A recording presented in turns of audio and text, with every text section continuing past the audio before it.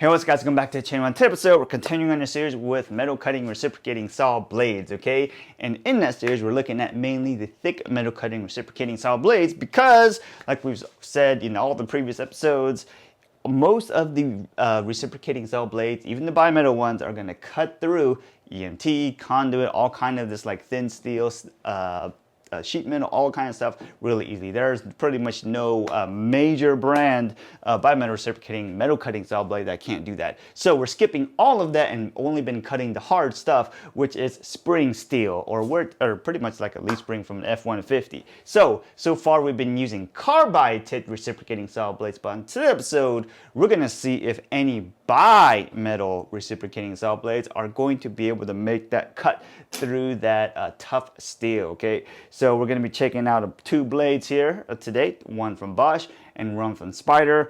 They're both, you know, considered pretty top class. So we're going to figure out how this goes and see, you know, how quality they are, or if bimetal can make the cut through that steel, okay?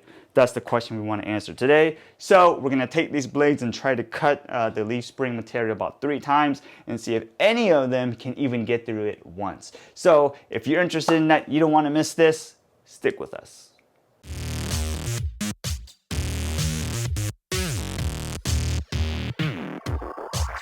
This right here is a Bosch Edge for extreme cuts, and this is designed for thick metal. This blade is a variable teeth blade which has between 8 and 10 TPI, and the model number on this one is RESM6X2, okay? This blade is Swiss made. If you look at the back here, there's not too much other stuff going on back here except pretty much it tells you the max strokes per minute, I guess, which is 3,100 for this tool, and the coating on here seems to be pretty similar as you would expect, or what you would see on pretty much like a Diablo blade, okay? So other interesting thing about this, and I don't know how accurate in some of the stuff it's going to be, but what I noticed is that Bosch used to make this lineup called Daredevil, and then eventually they started moving away from that marketing and started calling everything Edge, I think, and I'm not sure what the deal with that is. Maybe try to separate between the Freud Diablo line versus this line, I'm not sure, but this blade or the Bosch Edge stuff generally seems to be pretty good, and this right here is designed for thick metal, so I have high hopes for this blade. This blade you can pick up, I think we picked this one up at Lowe's for roughly around $5, so this blade is not terribly expensive, okay? All right, now we're looking at this Spyder Mach blue blade, and if it looks like it's not focused or not very crisp, that's not the camera not in focus, that's just the printing on here is just not very crisp, let's say. But this is a 6-inch Spyder blade. This also has a variable teeth design between 10 and 14 TPI. This blade has 8% cobalt bimetal steel, and this is in their Mach blue plated lineup. This is designed for wood and metal, and has, this blade is manufactured in Germany. And if you look here at this coloring they got going on here, it's almost as if this bottom edge where the teeth are has kind of been heat treated in a way. But if you look on the back here, it kind of looks the same way on here. It's kind of got like this one, I guess, has a little bit of damage or whatnot, but we just took this out of the box, so not sure what the deal with that is, but that's pretty much what this looks like. If you want to look close at the teeth, let's go take a look here. The teeth on here are actually pretty well offset in terms of aggressiveness. You can see the pattern they got going in on here, but look at those teeth, right? They look pretty sharp. Is that going to do a lot of damage? Probably on wood, but how is it going to work on this leaf spring steel, right? So that's something we're going to have to check out. If you want to look at this Bosch Edge teeth, look at the offset here. That also seems pretty aggressive. It's kind of got the two, right? The two teeth sticking out. Then it's kind of got, you know, what is it? Maybe 4 teeth. 2 teeth in one direction, 2 teeth in another direction. But, you know, a lot of these blades we kind of have, you know, really high hopes for.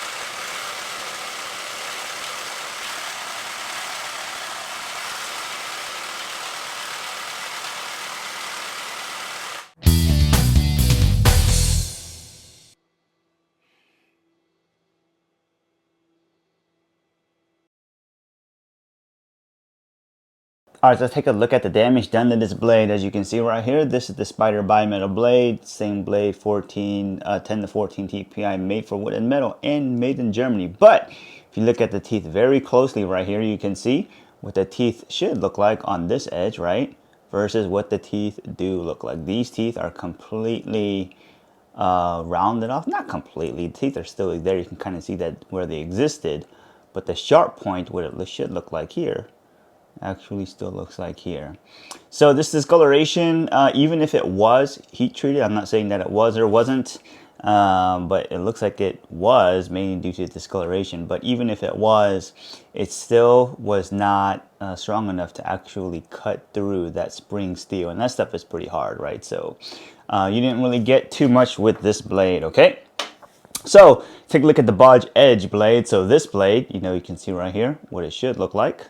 And what the teeth do look like. And these teeth are definitely been rounded off. You can see clearly where the sharpness of that bimetal blade has gone. So, didn't really get too far, but if you want to look at what damage was done to the blade, that's it right there.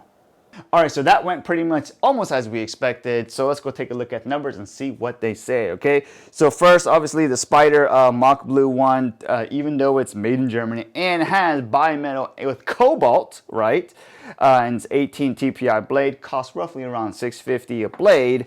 And all the runs, really didn't matter. It just didn't get anywhere, barely made a scratch or a dent in the spring steel, okay?